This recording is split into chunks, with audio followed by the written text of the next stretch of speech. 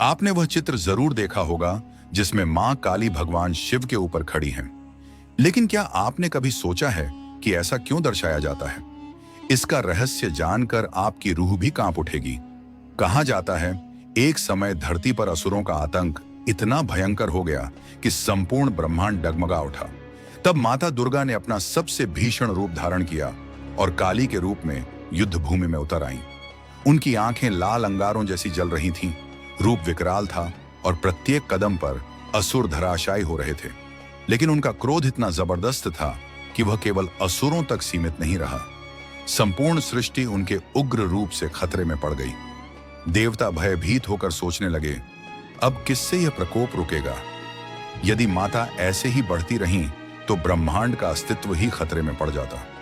तभी महादेव ने एक अद्भुत उपाय किया। वे युद्ध भूमि में पूर्ण समर्पण के साथ निश्चल होकर लेट गए, बिना शस्त्र, बिना रक्षा, सिर्फ पूर्ण भक्ति और आस्था के साथ।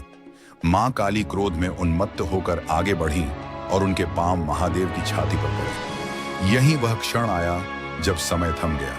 मां काली की प्रचंड दृष्टि स्थिर हो गई। उन्होंने देखा कि उनका पांव स्वयं शिव पर है। उनके मुख से कोई शब्द नहीं निकला, बस जीभ करुणा और शर्म के भाव से बाहर आई। उसी क्षण उनका प्रलयकारी क्रोध शांत हो गया। ब्रह्मांड का विनाश टल गया।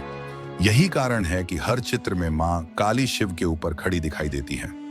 यह दिखाता है कि शक्ति अकेली होने पर उग्र और विनाशकारी हो जाती है, लेकिन जब वही शक्ति शिव के साथ जुड़ती है तो संसार की संरक्षक और रक्षक बन जाती है।